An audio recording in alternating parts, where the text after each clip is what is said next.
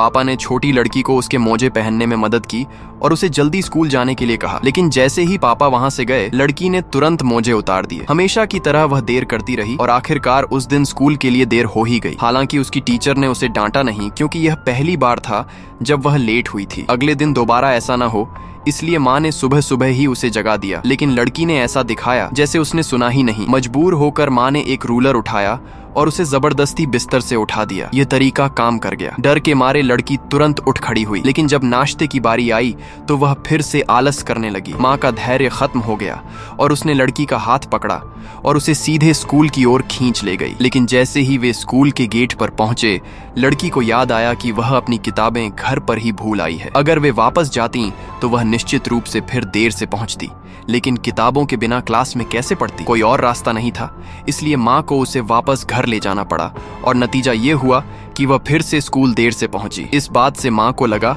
कि पापा लड़की को बहुत ज्यादा बिगाड़ रहे हैं, इसलिए उसने तय किया कि वह खुद ही उसकी यह बुरी आदत छुड़ाएगी। अगले दिन नाश्ते के समय लड़की हमेशा की तरह आराम से खाने लगी, लेकिन इस बार माँ ने उसे बिल्कुल भी जल्दी नहीं की। लड़की को नाश्ता खत्म करने में पूरा 1 घंटा लग गया।